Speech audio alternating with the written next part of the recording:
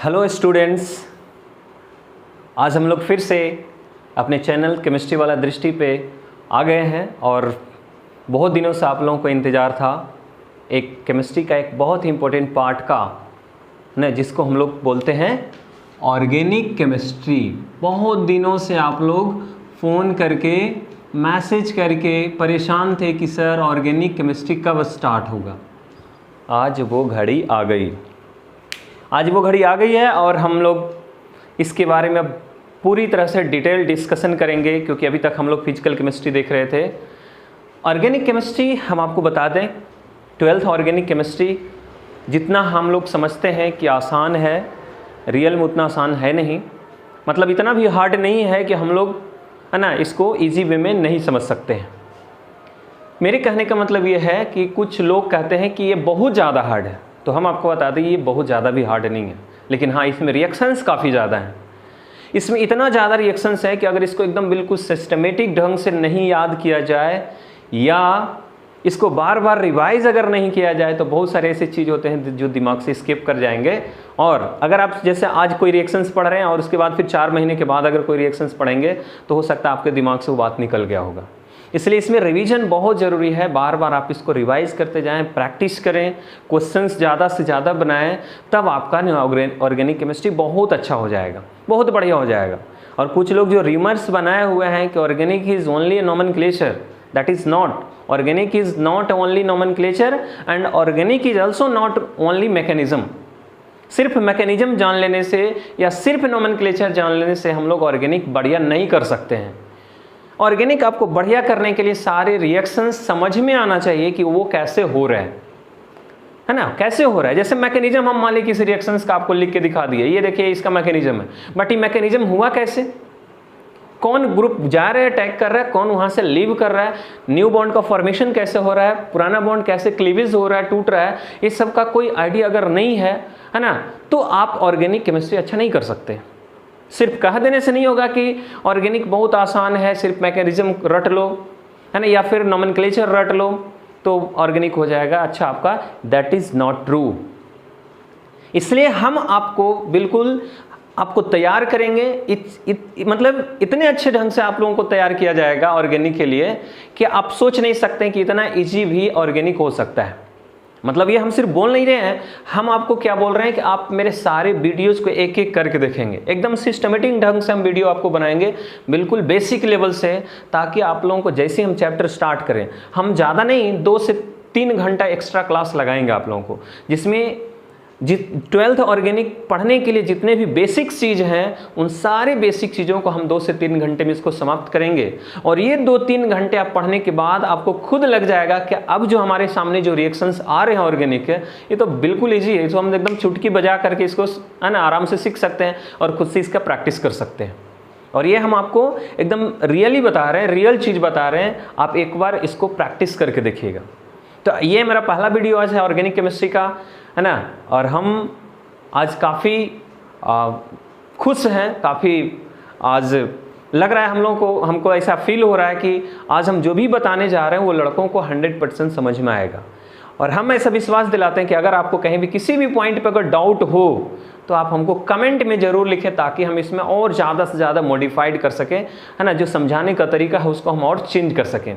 तो ये आपके ऊपर डिपेंड करता है कि आप कितना ज़्यादा कमेंट करते हैं, है ना, कितना ज़्यादा इसको वाच करते हैं। एक बार वाच कीजिए, नहीं समझ में आए दोबारा वाच कीजिए, लेकिन जहाँ पे कॉन्सेप्ट आपको दिक्कत होगा, जहाँ पे लगेगा कि नहीं यहाँ पे सर हार्ड कॉन्सेप्ट आ रहा है, नहीं पता चल रहा है, तो हम उसको फिर से, है ना, फिर से उसको बताएंगे आप लोगों को, या पर्टिकुलरली किसी स्टूडेंट को होता है तो हमारे व्हाट्सएप पे कांटेक्ट कर सकते हैं। और ऐसे भी तो आप लोगों को बताए दिए हैं कि कहीं भी किसी तरह का दिक्कत होता है ना, आप कमेंट में बताइए, व्हाट्सएप पे बताइए, सारा कुछ आपको दिया जा चुका है, आपको सब कुछ मालूम है। तो हम क्या बोले कि ऑर्गेनिक केमिस्ट्री 12th का स्टार्ट करने से पहले आपको कुछ 11th का बेसिक चीज़ जानना बहुत ज़रूरी है।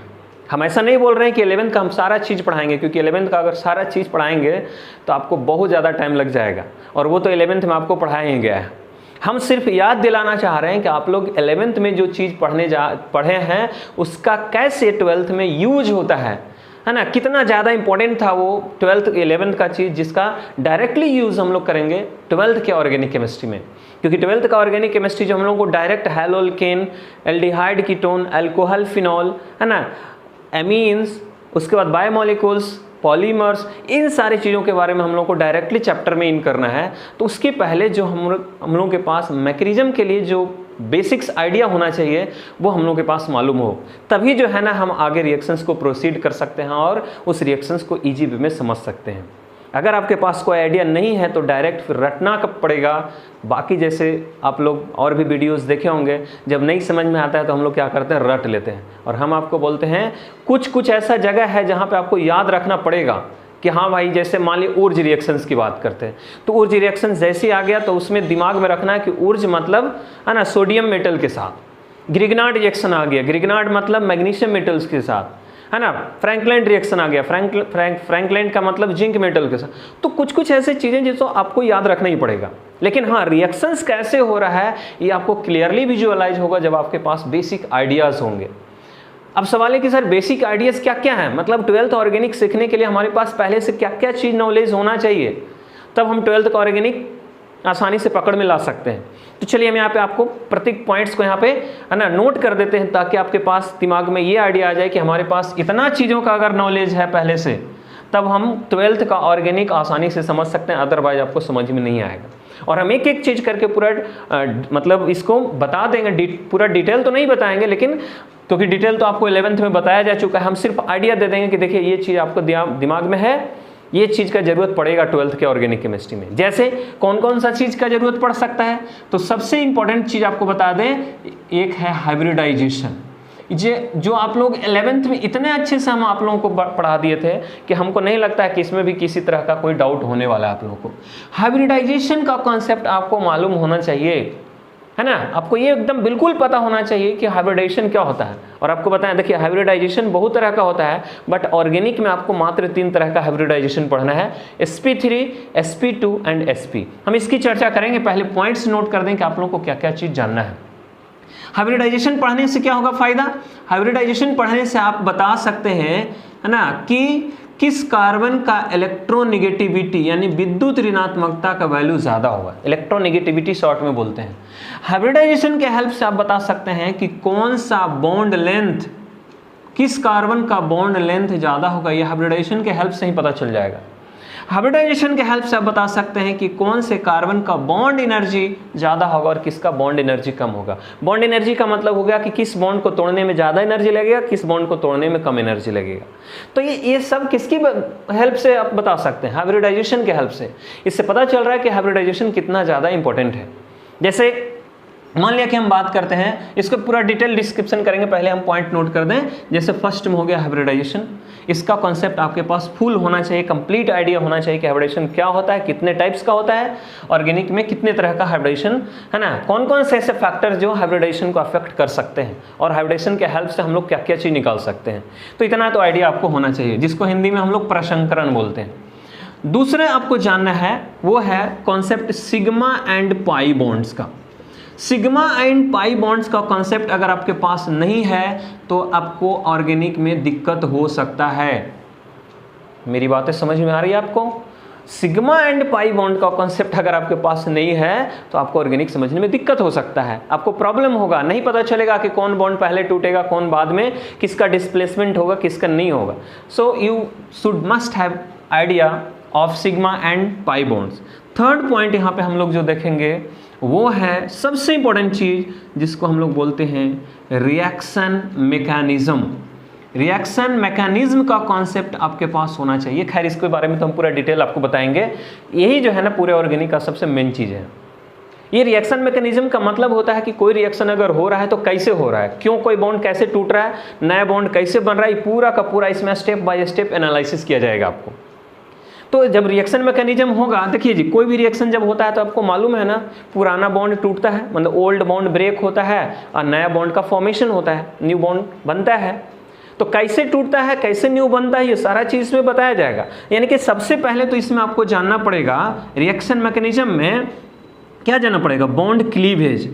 बॉन्ड क्लीवेज का मतलब कैसे बॉन्ड टूटता है, जो और जब बॉन्ड टूटेगा तो दो तरह से बॉन्ड टूटता है जी, आपको पता होना चाहिए। एक है तो है homolytic bond fusion, bond cleavage, एक होता है हेटेरोलाइटिक।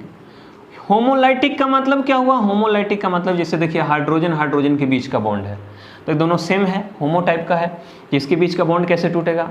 एक बॉन्ड ऐसे दे दिया HCl है, एक हाइड्रोजन क्लोरीन के बीच का बॉन्ड है, बताओ ये होमोलाइटिक है कि हेटेरोलाइटिक? हेटेरोलाइटिक, इसके बीच का बॉन्ड कैसे टूटेगा?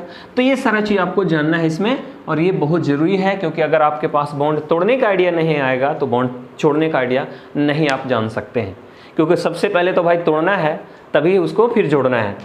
तो ये हो गया हेटेरोलाइटिक, होमोलाइटिक। अगर बॉन्ड टूटेगा तो आपको पता है ना, बॉन्ड टूटने के बाद कुछ क्षणिक समय के लिए एक नया ग्रुप का फॉर्मेशन होता है, जिसको हम लोग बोलते हैं इंटरमीडिएट्स।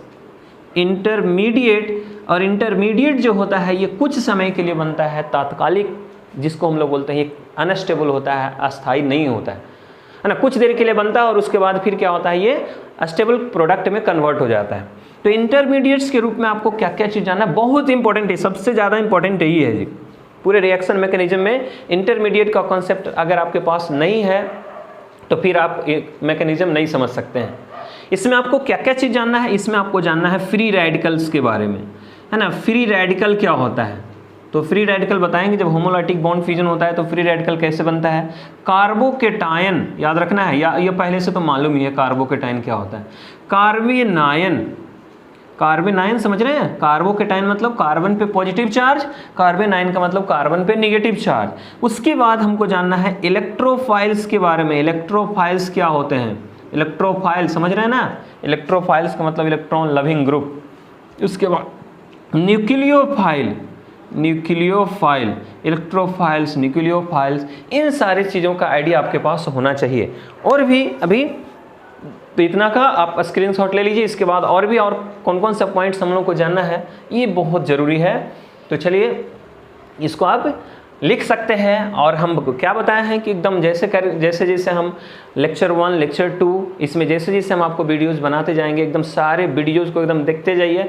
और हम एकदम शुरू में ही बोल दिए कि आपको ऑर्गेनिक सबसे अच्छा हो जाएगा, तो बस अच्छा हो जाएगा। ज़रूरत है इसको एक, है ना, बढ़िया से देखने का और एक एक पॉइंट को समझने का। जितने भी पॉइंट्स देख रहे हैं कहीं पर दिक्कत होगा, जैसे मान लीजिए कोई हिंदी का ही स्टूडेंट होगा तो ज़्यादा दिक्कत नहीं होना चाहिए भाई। सबको हिंदी में हम लोग क्या बोलते हैं सबको आपको मालूम है, बीच बीच में हम बोलते भी चले जाएंगे, इसलिए ज़्यादा प्रॉब्लम होगा तो फिर हमको कमेंट में आप बता देंगे, हमने उसको हिंदी में भी बोल दिया जाएगा, कहीं कहीं हिंदी भी लिख दिया जाएगा। चलिए अब बात है कि हमने तो अभी देख लिया कि भाई इंटरमीडिएट के बाद प्रोडक्ट बनेगा। हम जानते हैं कि प्रोडक्ट जो बनता है, यानी कि प्रतिफल जो बनता है वो अस्थाई होता है, स्टेबल होता है। लेकिन अब बात है कि प्रोडक्ट जो बनेगा वो कितने तरीके से बनेगा, मतलब हमको जानना है टाइप ऑफ रिएक्शंस। पूरे ऑर्गेनिक केमिस्ट्री में अभिक्रिया कितने प्रकार के पढ़ने हैं, ये हम लोगों को जानना बहुत ज़रूरी है। तो हम आपको बता दें, पूरे ऑर्गेनिक केमिस्ट्री में जो रिएक्शंस हम लोगों को पढ़ने हैं वो मेनली 3 तरह का रिएक्शन, मेनली ऐसे मत समझिएगा, ऐसे पूरे ऑर्गेनिक में तो बहुत सारे रिएक्शंस हैं, नेमिंग रिएक्शंस बहुत हैं और भी अदर्स टाइप के जो रिएक्शन, लेकिन मेन रूप से 3 ही घटना होगा, 3 ही इवेंट्स होगा। पहला कौन है? तो फर्स्ट में है सब्स्टिट्यूशन रिएक्शन। हिंदी में इसको, जिसको हम लोग बोलते हैं प्रतिस्थापन अभिक्रिया, शॉर्ट में ऐसे लिख देते हैं, सब्स्टिट्यूशन रिएक्शन, प्रतिस्थापन अभिक्रिया। दूसरा है एडिशन रिएक्शन, बहुत इंपॉर्टेंट, एडिशन रिएक्शन, जिसको हम लोग योगशील अभिक्रिया बोलते हैं हिंदी में। थर्ड है एलिमिनेशन रिएक्शन, जिसको हिंदी में विलोपन अभिक्रिया के नाम से जानते हैं। अब आपको बता दें कि पूरे ऑर्गेनिक केमिस्ट्री में तो 3 ही तरह का रिएक्शंस हम लोग को मिलनी है, इसी में सब रिएक्शंस घूमेगा, कभी कहीं सब्स्टिट्यूशन होगा, कहीं एडिशन होगा, कहीं एलिमिनेशन होगा। अब इसी में खाली नाम अलग अलग हो जाएगा, तो किसी को हम लोग, है ना, इलेक्ट्रोफिलिक सब्स्टिट्यूशन कह देंगे, तो किसी को न्यूक्लियोफिलिक सब्स्टिट्यूशन को फिर 2 पार्ट में बांटते हैं जी। एक को बोलते हैं इलेक्ट्रोफिलिक सब्स्टिट्यूशन, हिंदी में इसको बोलते हैं, है ना, इलेक्ट्रॉन से नहीं प्रतिस्थापन अभिक्रिया। इसको बोलते हैं न्यूक्लियोफिलिक सब्स्टिट्यूशन रिएक्शन, है ना, न्यूक्लियोफिलिक सब्स्टिट्यूशन। और एक हो गया इलेक्ट्रोफिलिक सब्स्टिट्यूशन, हिंदी में इलेक्ट्रॉन से नहीं प्रतिस्थापन अभिक्रिया, नाभिक से नहीं प्रतिस्थापन अभिक्रिया। फिर इसका भी दो पार्ट है जी, बहुत ज़्यादा इंपॉर्टेंट, सबसे ज़्यादा इंपॉर्टेंट जिसको हम बोल सकते हैं, एक का नाम है SN1 और एक का नाम है SN2। मतलब इसका तो आइडिया आपके पास होना ही चाहिए, क्योंकि 12th का ऑर्गेनिक जैसे स्टार्ट करेंगे तो ये दोनों का ज़रूरत हमेशा पड़ेगा। और अगर आपको SN1 SN2 nucleophilic substitution, electrophilic substitution, इन सारे रिएक्शंस का अगर आपके पास आइडिया नहीं है तो आप ऑर्गेनिक ज़बरदस्ती पढ़ रहे हैं। और हम आपको शुरू में बोल देते हैं, हम आपको ज़बरदस्ती कोई भी चीज़ आपको पढ़ाना नहीं चाहते हैं। हम एक टॉपिक कम पढ़ाएंगे वो ठीक है, बट हम चाहते हैं कि हम जो भी चीज़ें आप लोगों को बताएं, है ना, आपको हमेशा के लिए एकदम परमानेंट हो जाना चाहिए कि आप किसी को भी एक्सप्लेन कर सकें। ऐसा नहीं कि जब तक पढ़ाए तब तक समझ में आया सर, यहाँ से निकल गए तो सब कुछ सारा चीज़ कुछ नहीं पता चला सर, कैसे हम उसको किसी के सामने एक्सप्लेन करें।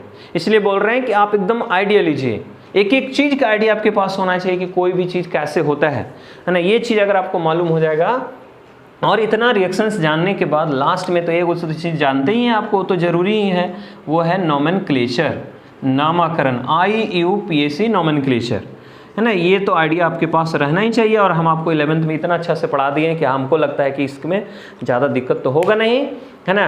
फिर जैसा आपको लगेगा, अगर वीडियो अच्छा लगेगा तो आप कमेंट करके बताएं कि हाँ सर वीडियो अच्छा बन रहा है, या और ज़्यादा समझाने की ज़रूरत रहेगी तो फिर भी, चूँकि ये फर्स्ट वीडियो है मेरा, है ना, इसी से आप लोगों को पता चलेगा कि हम लोगों को कितना अच्छा से समझ में आ रहा है और मेरा ऑर्गेनिक कितना बढ़िया होने वाला है।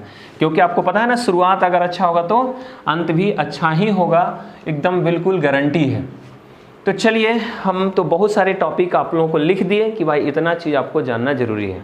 तो सबसे फर्स्ट में हमने क्या लिखा था, आप लोगों को याद है? सबसे फर्स्ट में हमने लिखा था हाइब्रिडाइजेशन।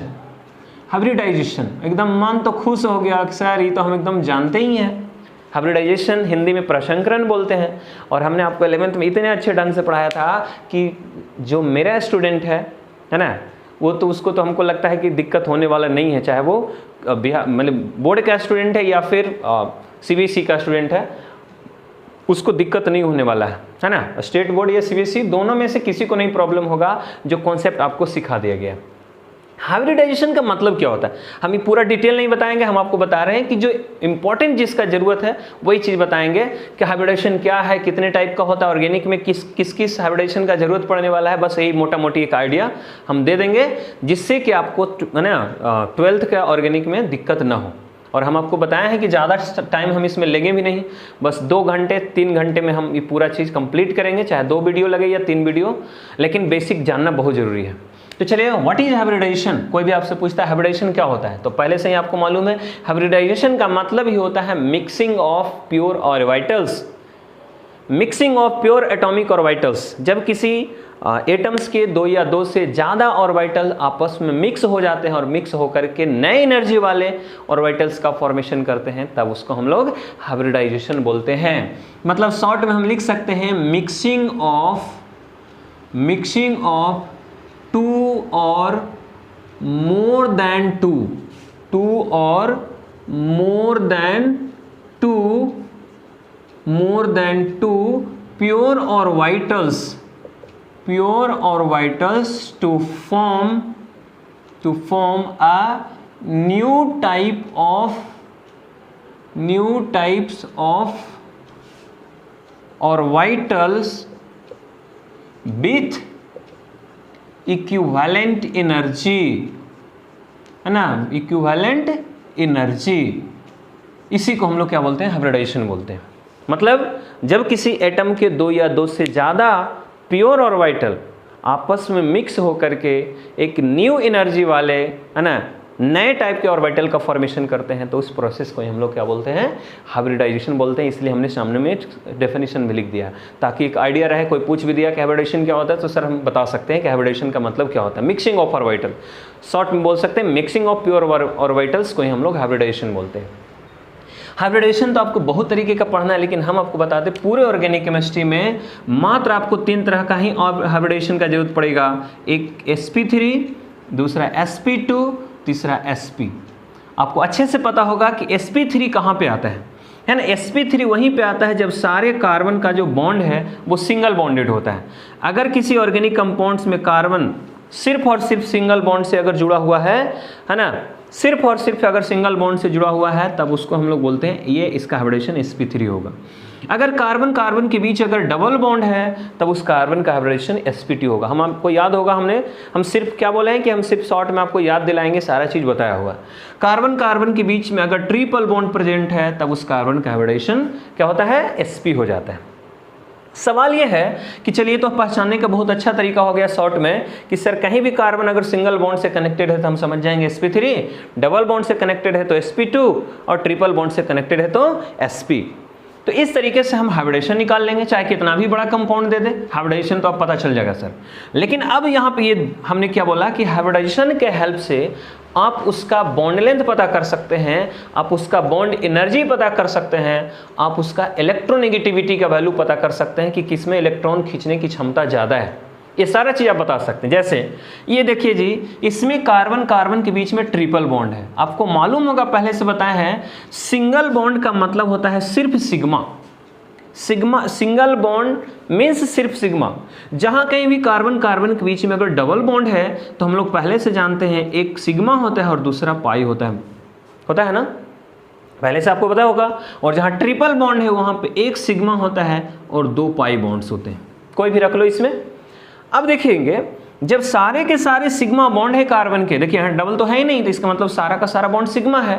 और जब सारा का सारा बॉन्ड सिग्मा होता है ना, यहाँ पे एक सिग्मा और एक पाई होता है, यहाँ पे एक सिग्मा और 2 पाई जब होगा तो क्या होगा, सिग्मा तो है ही सब में, सिग्मा के अलावे भी 2 गो पाई बॉन्ड है, इसका मतलब ये सबसे स्ट्रॉन्ग बॉन्ड हो जाएगा। ट्रिपल बॉन्ड ऐसे भी देख रहे हैं, तीन बॉन्ड है, 3 बॉन्ड को तोड़ना आसान नहीं है। जितना आसानी से हम इसको तोड़ देंगे ना उतना आसानी से इसको नहीं तोड़ सकते हैं। तो जब इतना आसानी से नहीं तोड़ सकते इसका मतलब स्ट्रॉन्ग बॉन्ड है। और बॉन्ड स्ट्रॉन्ग होने की वजह से क्या होता है कि दोनों कार्बन एक दूसरे से स्ट्रांगली बॉन्डेड होता है, एक दूसरे के काफी करीब होता है, इसलिए दोनों के बीच का जो बॉन्ड लेंथ है ना वो सबसे छोटा होता है। इसका बॉन्ड लेंथ सबसे कम, थोड़ा सा इससे ज्यादा ये, और ये सबसे ज्यादा होता है, क्योंकि ये बॉन्ड जो है ना ये थोड़ा वीक होता है। ये सबके कंपेरिजन में सिंगल बॉन्ड वीक बॉन्ड होता है ना। तो डबल और ट्रिपल के कंपैरिजन में तो सिंगल वीक हो गई, क्योंकि इसमें ओनली सिग्मा है, लेकिन इसमें सिग्मा के अलावे भी पाई है, इसमें सिग्मा के अलावे 2 पाई है। तो अगर बॉन्ड लेंथ की बात करें तो याद रखना है, कभी कभी एग्जाम में भी देता है, इसका बॉन्ड लेंथ सबसे कम होता है 1.20 एंगस्ट्रम। इससे थोड़ा सा ही ज्यादा होगा क्योंकि मात्र इसमें डबल है ना। इसमें तो ट्रिपल है, ज्यादा स्ट्रॉन्ग था, थोड़ा सा ये डबल है, डबल बॉन्ड है, उतना मजबूत तो है नहीं, लेकिन इसलिए थोड़ा सा दोनों कार्बन के बीच का डिस्टेंस बढ़ गया और हो गया 1.34 एंगस्ट्रम। लेकिन इसमें तो सिर्फ सिंगल बॉन्ड है, इसलिए दोनों कार्बन के बीच में उतना ज़्यादा स्ट्रॉन्ग बॉन्ड नहीं लगेगा, इसलिए दोनों के बीच का डिस्टेंस थोड़ा सा और ज़्यादा हो जाता है और ये हो जाता है 1.54 एंगस्ट्रम। तो हमने 2 चीज़ देखा। पहला चीज़ है ना, हाइब्रिडाइजेशन के हेल्प से हम लोग बॉन्ड पता कर लिए कि किसमें सिंगल, किसमें डबल, किसमें ट्रिपल। हाइब्रिडाइजेशन के हेल्प से हम लोग ये भी पता कर लिए कि अगर हाइब्रिडाइजेशन sp होगा समझ जाएंगे ट्रिपल बॉन्ड, और ट्रिपल बॉन्ड का मतलब 1.20 एंगस्ट्रम हो जाएगा कार्बन कार्बन के बीच का बॉन्ड लेंथ। दूसरी बात, बॉन्ड लेंथ अगर कम है, बॉन्ड लेंथ कम का मतलब क्या हुआ, बॉन्ड काफ़ी ज़्यादा स्ट्रॉन्ग है, दोनों कार्बन एक दूसरे के काफ़ी करीब हैं, जिसको तोड़ करके हटाना बहुत मुश्किल है। मतलब अगर इसको आप तोड़ना चाहेंगे तो इसमें आपको ज़्यादा एनर्जी देना पड़ेगा, लेकिन इसको अगर आप तोड़ना चाहेंगे तो इसमें कम ही एनर्जी देना पड़ेगा, ये दोनों के कंपैरिजन में। इसका मतलब अगर आपसे कोई पूछ दे कि बताओ तीनों में किसको तोड़ना ईजी है, तीनों में सबसे जो है ना ईजी तोड़ना इसको है, सिंगल बॉन्ड वाले को। उससे ज़्यादा एनर्जी देंगे तब जाके डबल बॉन्ड वाला टूटेगा, और सबसे ज़्यादा एनर्जी देंगे तब जाके ट्रिपल बॉन्ड वाला टूटेगा। इसका मतलब इसमें इसको तोड़ने में ज़्यादा एनर्जी लग रहा है। दैट मीन्स बॉन्ड एनर्जी की अगर हम बात करें, यहाँ पे लिख देते हैं, बॉन्ड एनर्जी की अगर हम बात करें तो सबसे ज़्यादा बॉन्ड एनर्जी होता है कार्बन कार्बन ट्रिपल बॉन्ड का, इसको तोड़ने में ज़्यादा एनर्जी लगता है। उससे कम होता है कार्बन कार्बन डबल बॉन्ड का, और सबसे कम होता है कार्बन कार्बन सिंगल बॉन्ड का। तो ये इसका बॉन्ड एनर्जी, ये आपको मालूम हो गया कि अब एक चीज़ तो पता चल गया हाइब्रिडाइजेशन के हेल्प से। जैसे ही खाली बोलेंगे हाइब्रिडाइजेशन sp3 दिमाग में आएगा सिंगल बॉन्ड, जैसे आएगा सिंगल बॉन्ड समझ जाएंगे वीक बॉन्ड, दोनों के कंपेरिजन में वीक बॉन्ड। इसका मतलब बॉन्ड एनर्जी कम है, आसानी से तोड़ा जा सकता है, लेकिन ट्रिपल बॉन्ड आसानी से नहीं तोड़ा जा सकता है। तो ये सारा चीज़ कहाँ से देख रहे हैं, हाइब्रिडाइजेशन के हेल्प से ही हम लोग को पता चल रहा है। सिर्फ हाइब्रिडाइजेशन जैसे आया दिमाग में sp जैसे आया दिमाग में आगे, वो सर बोले हैं ट्रिपल बॉन्ड। ट्रिपल बॉन्ड का मतलब समझ जाएंगे स्ट्रॉन्ग बॉन्ड। स्ट्रॉन्ग बॉन्ड का मतलब ही हो गया उसका बॉन्ड लेंथ कम, बॉन्ड एनर्जी ज़्यादा, तोड़ने में ज़्यादा एनर्जी लगेगा। तो इस सारा का सारा आइडिया। दूसरी बात ये देखिएगा, अगर ट्रिपल बॉन्ड यहाँ पे बात कर रहे हैं तो ट्रिपल बॉन्ड का मतलब हाइब्रिडाइजेशन क्या बोले sp में आप देख रहे हैं s का कैरेक्टर 50% है, S कैरेक्टर 50% है और P कैरेक्टर भी 50% है, लेकिन हम S का ही बात कर लेते हैं सिर्फ। मतलब इसमें S का 50% गुण है और P का 50% गुण है, तब तो दोनों मिला के 100% हुआ। अब आपको एक चीज और बता दें, जिसमें S कैरेक्टर जितना ज़्यादा होगा, आपको मालूम है ना कि S ऑर्बिटल्स किसी भी एटम के नाभिक के न्यूक्लियस के सबसे करीब होता है, और जो ऑर्बिटल न्यूक्लियस के जितना करीब होगा उसमें इलेक्ट्रॉन खींचने की टेंडेंसी उतना ज़्यादा होगी। तो बताओ जी, कोई भी एटम का इलेक्ट्रॉनिक कॉन्फ़िगरेशन हम लोग जब लिखते हैं तो लिखते हैं 1s2, पहले S से ही स्टार्ट होता है, क्योंकि पहला जो हमारा ऑर्बिट है उसमें एक ही ऑर्बिटल होता है S, ओनली S, और S जो है ना वो काफ़ी न्यूक्लियस के करीब होता है ना, किसी भी एटम के न्यूक्लियस के करीब होता है, और जो न्यूक्लियस के जितना ज़्यादा करीब होगा उसमें इलेक्ट्रॉन खींचने की क्षमता उतनी ही ज़्यादा होगी। तो चलिए हम एक चीज़ आपको बता दें कि जिस हाइब्रिडाइजेशन में S का कैरेक्टर जितना ज़्यादा होगा, समझिए उसमें इलेक्ट्रॉन खींचने का पावर उतना ज़्यादा होगा। तो बताओ इसमें S का कैरेक्टर कितना है? 50%। यहाँ देखिए, यहाँ 3 ऑर्बिटल मिला के 100%, तो बताओ जी S का हिस्सा कितना हुआ? 33.33%। इसमें 4 ऑर्बिटल मिला के 100%, तो S का हिस्सा कितना हुआ? 25%। अब क्या देख रहे हैं, sp3 हाइब्रिडाइजेशन में S कैरेक्टर मात्र 25% है और sp हाइब्रिडाइजेशन में S कैरेक्टर 50% है। इसका मतलब sp3 से अगर sp की तरफ हम आगे बढ़ते हैं तो देख रहे हैं S कैरेक्टर बढ़ रहा है, और अभी क्या बताया, S कैरेक्टर जितना ज़्यादा बढ़ते चला जाएगा उसमें इलेक्ट्रॉन खींचने की क्षमता उतना ज़्यादा होगा। इसका मतलब है कि ट्रिपल बॉन्ड वाले कार्बन में इलेक्ट्रॉन खींचने की क्षमता ज़्यादा होती है और सिंगल बॉन्ड वाले कार्बन में इलेक्ट्रॉन खींचने की क्षमता कम होती है। That means triple bonded carbon are more electronegative than double and triple bond। तो सबसे ज़्यादा अगर इलेक्ट्रोनेगेटिविटी की बात करें, इलेक्ट्रोनेगेटिविटी मतलब समझ रहे हैं ना आप लोग, इलेक्ट्रोनेगेटिविटी का मतलब हो गया हिंदी में बोलते हैं विद्युत ऋणात्मकता, इलेक्ट्रॉन खींचने की क्षमता। तो बताओ जी सबसे ज़्यादा इलेक्ट्रॉन खींचने का क्षमता किस में बताया? कार्बन कार्बन ट्रिपल बॉन्ड में, उसके बाद किस में? कार्बन कार्बन डबल बॉन्ड में, उसके बाद किस में? कार्बन कार्बन सिंगल बॉन्ड में। तो हर बार इतना लिखने की ज़रूरत नहीं है ना, हर बार इतना लिखने की ज़रूरत नहीं है, सिर्फ हाइब्रिडाइजेशन हम लोग देखेंगे। अच्छा, किसी कार्बन का हाइब्रिडाइजेशन sp जैसी देखे दिमाग में आ गया, ओ ट्रिपल बॉन्ड में बताया गया है इलेक्ट्रॉन खींचने की टेंडेंसी सबसे ज़्यादा होती है। इस तरीके से सिर्फ और सिर्फ हाइब्रिडाइजेशन के हेल्प से इतने सारी चीज़ों का हम लोग आसानी से पता लगा सकते हैं। इतना समझ में आ गया बात?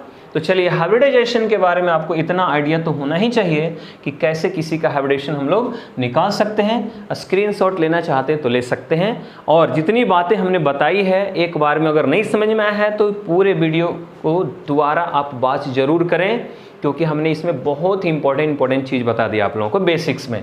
मतलब हाइब्रिडेशन आप नहीं इतना चीज़ नहीं जानते हैं तो हाइब्रिडेशन का कॉन्सेप्ट आपको नहीं पता है, और जब हाइब्रिडेशन का कॉन्सेप्ट आपको नहीं पता है तो आपको आगे बहुत ज़्यादा दिक्कत होने वाला है, क्योंकि ना आपको पता चलेगा कि रेजोनेंस कैसे होगा, इलेक्ट्रॉन का शिफ्टिंग कैसे होगा, ये सारा चीज़ आपको प्रॉब्लम क्रिएट कर सकता है। इसलिए हमारा आप लोगों से रिक्वेस्ट है कि जैसे जैसे आप लोगों को बताया जा रहा है उसको एक एक करके आप समझते जाएंगे। एक बार में नहीं समझ में आएगा तो दोबारा ज़रूर देखेंगे। जिसका इंग्लिश दिक्कत होगा तो उसको फिर बोलिएगा, हम उसको हिंदी में बता देंगे। तो चलिए, ये सारा चीज़ आप लोगों ने देख लिया कि हाइब्रिडेशन का कितना ज़्यादा इफेक्ट है ना, कितने सारे चीज़ों को ये एक बार में बता सकता है, सिर्फ हाइब्रिडेशन के हेल्प से हम लोग पता कर सकते हैं। अब बात रह गई हाइब्रिडेशन का, तो कॉन्सेप्ट मालूम हो गया कि हाइब्रिडेशन क्या होता है ना। हाइब्रिडेशन के हेल्प से कैसे हम लोग नंबर ऑफ बॉन्ड पता करते हैं, कैसे हम लोग बॉन्ड लेंथ पता करते हैं, कैसे हम लोग बॉन्ड एनर्जी पता करते हैं, कैसे इलेक्ट्रोनेगेटिविटी पता करते हैं, ये सारा चीज़ हम लोग हाइब्रिडेशन के हेल्प से बता सकते हैं। अब बात है कि हाइब्रिडाइजेशन जब होता है ऑर्बिटल्स के बीच में, तो हाइब्रिडेशन होने के बाद क्या होता है कि जो छोटा बड़ा ऑर्बिटल्स है वो मिक्स हो जाता है, और मिक्स होकर के इक्वल साइज का न्यू ऑर्बिटल का फॉर्मेशन करता है। अगर वो न्यू ऑर्बिटल जो बना उसको हाइब्रिड ऑर्बिटल्स बोलते हैं। अगर वो हाइब्रिड ऑर्बिटल्स आपस में एक दूसरे से लिनियरली ओवरलैप कर गया ऐसे, तब बनेगा सिग्मा बॉन्ड, और अगर साइड बाय साइड ऐसे लैटरली अगर ओवरलैप कर गया तब बनेगा पाई बॉन्ड। ये आइडिया आप लोगों को पता होगा पहले से, फिर भी हम लिख देते हैं कि if two hybrid orbitals, hybrid समझ रहे हैं ना, मिक्सिंग होने के बाद, if two hybrid orbitals overlap overlap linearly, रैखिक रूप से, linearly, if two hybrid orbitals overlap linearly then sigma bond is formed, sigma bond is form. अगर दो ऑर्बिटल एक दूसरे से लीनियरली ओवरलैप कर जाता है, कौन? हाइब्रिड ऑर्बिटल, या कोई जरूरी नहीं एक हाइब्रिड और दूसरा प्योर भी रह सकता है, लेकिन लीनियरली ओवरलैप करना चाहिए। जैसे देखिए ये मान लिया एस ऑर्बिटल है, आपको मालूम है ना एस का शेप स्फेरिकल होता है, और ये दूसरा भी एस ऑर्बिटल ही है, तो दोनों जो है ना एस एस कैसे जा रहा है, ऐसे ओवरलैप कर रहा है, तो ये जो बॉन्ड बनेगा दैट इज सिग्मा बॉन्ड। मान लिया एक का है एस ऑर्बिटल और दूसरे एटम का पी ऑर्बिटल, पी का शेप डम्बल जैसा होता है, तो ये जो बॉन्ड बनेगा ये भी देखो लिनियरली ओवरलैप कर रहा है, ये भी सिग्मा बॉन्ड का ही फॉर्मेशन होगा। हो सकता है पहले का पी ऑर्बिटल और दूसरे का भी पी ऑर्बिटल ही, देखिए दोनों एक दूसरे से लिनियरली ओवरलैप कर रहा है, तब जो है बॉन्ड बनेगा दैट इज सिग्मा बॉन्ड। तो ये सारे के सारे जो हम लोग देख रहे हैं ये सब के सब सिग्मा बॉन्ड है। तो सिग्मा बॉन्ड का फॉर्मेशन कैसे हुआ? जब दो ऑर्बिटल चाहे वो हाइब्रिड हो या प्योर हो एक दूसरे से अगर लिनियरली ओवरलैप करता है तब जाकर के सिग्मा बॉन्ड का फॉर्मेशन होता है। इसलिए यहाँ हमने हाइब्रिड तो लिख दिया है, लेकिन जनरली सिर्फ हाइब्रिड नहीं होता है, ये हाइब्रिड और प्योर के बीच में भी हो सकता है, प्योर और प्योर के बीच में, मतलब सीधा सीधा कह सकते हैं कि if two orbitals overlap linearly, hybrid अगर हटा भी दें तो कोई उतना फर्क नहीं पड़ेगा, if two orbitals overlap linearly then sigma bond is form. अगर दो या ऑर्बिटल एक दूसरे से लीनियरली ओवरलैप करता है तब जाकर सिग्मा बॉन्ड का फॉर्मेशन होता है। लेकिन अगर साइड बाय साइड ओवरलैप कर जाएगा, यहाँ पे लिख देते हैं इफ टू ऑर्बिटल्स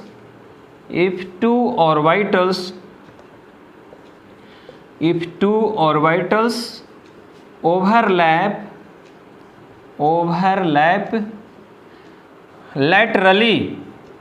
लैटरली को हम लोग साइड बाय साइड भी बोलते हैं, लैटरली और साइड बाय साइड, उसी का नाम है दूसरा नाम side by side, then pi bond is formed. अगर दो ऑर्बिटल एक दूसरे से साइड बाय साइड ओवरलैप करता है तो साइड बाय साइड किस में होता है? पी में। एस में तो कोई साइड होता नहीं, इसका तो शेप स्फेरिकल है, तो यहाँ पे जब भी साइड बाय साइड ओवरलैपिंग होगा तो किसका होगा? सिर्फ और सिर्फ पी का ही होगा जी। तो इस तरीके से देख रहे हैं ना, ये डम्बल का शेप है, दो डम्बल आपस में एक दूसरे से इस तरीके से अगर ज्वाइंट करके ओवरलैप करके अगर कोई बॉन्ड का फॉर्मेशन करता है then it is called pi bonds. तो ये जो है पाई बॉन्ड का फॉर्मेशन करता है। और आपको बता दें पाई बॉन्ड का फॉर्मेशन हाइब्रिड ऑर्बिटल नहीं करता है, पाई बॉन्ड के फॉर्मेशन में हमेशा अनहाइब्रिड ऑर्बिटल पार्टिसिपेट करते हैं। अनहाइब्रिड कहने का मतलब जो मिक्सिंग में भाग नहीं लिया है, जो बच गया है, मिक्सिंग में पार्टिसिपेट ना करके जो रिमेनिंग बच गया है वही जो है वो साइड बाय साइड ओवरलैप करता है और पाई बॉन्ड का फॉर्मेशन करता है। तो क्या देख रहे हैं, ये तो भाई एकदम बिल्कुल ऐसे खड़ा है, ये बिल्कुल ऐसे पड़ा है। अब यहाँ क्या है ना, इसको तोड़ना आसान है ना, इसको तोड़ना आसान है। दोनों जो ऑर्बिटल्स जो दोनों एक दूसरे से साइड बाय साइड ओवरलैप किया है वो उसको आसानी से हटाया जा सकता है। इसीलिए एक लाइन आप यहाँ पे याद रखेंगे, पाई बॉन्ड जो होता है ना वो सिग्मा बॉन्ड के कंपैरिजन में कमज़ोर होता है। यहाँ पे लिख देते हैं पाई bond is always weaker then sigma bond. Pi bond जो होता है वो हमेशा सिग्मा बॉन्ड के कंपैरिजन में क्या होता है? कमज़ोर होता है। तो इतना चीज़ आपको पता होना चाहिए कि भाई सिग्मा बॉन्ड किसको कहते हैं, पाई बॉन्ड किसको कहते हैं। जैसे अभी जस्ट थोड़ा देर पहले हम लिखे थे कि ये कार्बन कार्बन के बीच में डबल बॉन्ड है, तो कार्बन कार्बन के बीच में डबल बॉन्ड का मतलब क्या बताए थे? जहाँ डबल बॉन्ड रहेगा समझ जाइएगा उसमें एक सिग्मा है और दूसरा पाई बॉन्ड है। अब सवाल है कि सर ये सिग्मा और पाई में है ना, एक तो सिग्मा है दूसरा इसको पाई माना है आप, तो अगर बॉन्ड तोड़ने की बारी आएगी तो पहले कौन सा बॉन्ड टूटेगा? तो आपको बता दें सबसे पहले पाई बॉन्ड टूटता है। पाई बॉन्ड ऐसे भी कमज़ोर होता है और ये कमज़ोर होने की वजह से ना ये जो है ना एक जगह से दूसरी जगह घूम सकता है, आसानी से जा सकता है। ये चीज़ आपको बताया जाएगा डिस्प्लेसमेंट ऑफ इलेक्ट्रॉन में, जिसमें इलेक्ट्रोमेरिक इफेक्ट और रेजोनेंस के बारे में पढ़ाया जाएगा। तो ये चीज़ हम लोग देख लिए कि सिग्मा और पाई में कौन कमज़ोर होता है, कौन इसमें स्ट्रांग होता है, कौन मजबूत होता है। इतना सारा चीज़ आप लोगों को समझ में आ गया है ना। तो चूंकि ये आज फर्स्ट वीडियो था इसलिए हम चाहते हैं कि ज़्यादा इसमें आज नहीं बताएं, हाइब्रिडाइजेशन का कॉन्सेप्ट बता दिए और सिग्मा और पाई बॉन्ड का कॉन्सेप्ट आपको पता चल गया। मतलब इसमें जल्दी से एक क्वेश्चन अगर कर लें तो हमको है ना, आसानी से पता चल जाएगा। जैसे कहीं पे ऐसे लिखा हुआ कार्बन के बीच सिंगल बॉन्ड, डबल बॉन्ड, यहाँ ट्रिपल बॉन्ड ऐसे, तो देख रहे हैं क्या, इस सिंगल बॉन्ड का मतलब इसका कोई पूछ देगा हाइब्रिडाइजेशन क्या है जी, तो सीधे बता देंगे इसका हाइब्रिडाइजेशन sp3 है। शॉर्ट में सिंगल बॉन्ड है, सारा का सारा इसमें सिंगल रहेगा। तो यहाँ पे देख रहे हैं इस कार्बन का हाइब्रिडेशन निकालना रहेगा, तो देख रहे हैं कार्बन एक डबल बॉन्ड के साथ जुड़ा हुआ है, इसका मतलब इसका हाइब्रिडेशन sp2। जैसे देखेंगे डबल बॉन्ड समझ जाएंगे sp2। यहाँ भी देख रहे हैं डबल बॉन्ड, समझ जाएंगे sp2। डबल बॉन्ड का मतलब क्या होता है, डबल बॉन्ड का मतलब होता है उसके पास एक पाई बॉन्ड है। और पाई बॉन्ड कैसे बनता है, जो ऑर्बिटल मिक्सिंग में पार्टिसिपेट नहीं करता है। इसका मतलब है कि sp3 में से एक p ऑर्बिटल है जो मिक्सिंग में पार्टिसिपेट नहीं किया है, तो sp3 में से एक p को हटा दीजिए तो sp2 बच जाएगा। यहाँ भी वही बात है, इसके पास भी डबल बॉन्ड है, इसका मतलब इसके पास भी एक 1 पाई है, तो एक पाई है, इसका मतलब है कि एगो p ऑर्बिटल मिक्सिंग में पार्टिसिपेट नहीं किया होगा, तो एगो p को हटा दीजिए तो इसमें भी sp2 बच गया। लेकिन यहाँ देखिए 2 पाई है, 1 सिग्मा 2 पाई, ट्रिपल बॉन्ड का मतलब ही ना होता है 1 सिग्मा और 2 पाई। 2 पाई का मतलब 2 p ऑर्बिटल मिक्सिंग में भाग नहीं लिया है, तो 2 को p को हटा दीजिए। बताओ sp3 में से 2 को p को हटा देगा तो क्या बच जाएगा, sp। तो इसका हाइब्रिडेशन हो गया sp और इसका भी हाइब्रिडेशन हो गया sp। तो इस तरीके से आपको कितना भी बड़ा कंपाउंड देगा तो आप आसानी से बॉन्ड देख करके उसका हाइब्रिडाइजेशन बता सकते हैं, या हाइब्रिडाइजेशन देख करके उसका बॉन्ड काउंट कर सकते हैं कि किसके पास सिग्मा कितना होगा, किसके पास पाई कितना होगा, कौन सिंगल बॉन्ड से कनेक्टेड होगा, कौन डबल बॉन्ड से, कौन ट्रिपल बॉन्ड से कनेक्टेड होगा। So this is all about, मतलब मोटा मोटी एक कॉन्सेप्ट हम बता देते हैं, ये हाइब्रिडेशन का हो गया और ये सिग्मा और पाई बॉन्ड्स का हो गया। इतना आपको फर्स्ट लेक्चर में बताया जा रहा है, चूंकि वीडियो लंबा ना हो। नेक्स्ट जो लेक्चर हमारा होगा उसमें इंपॉर्टेंट चीज़ हम डिस्कस करेंगे, जो कि सबसे ज़्यादा important, that is reaction mechanism. Reaction mechanism अगर किसी स्टूडेंट को नहीं समझ में आता है तो समझिए उसका पूरा ऑर्गेनिक साफ हो जाएगा ऐसे ही, क्योंकि उसमें बहुत इंपॉर्टेंट कॉन्सेप्ट है इलेक्ट्रोफाइल्स का, न्यूक्लियोफाइल्स का, कार्बोकेटाइंस का, जिसका आगे बहुत ज़्यादा ज़रूरत पड़ने वाला है। तो चलिए आज इसको हम यहीं पे एंड करते हैं, नेक्स्ट वीडियो हम फिर दे रहे हैं, है ना, जल्दी से उसको ज़रूर देखिएगा।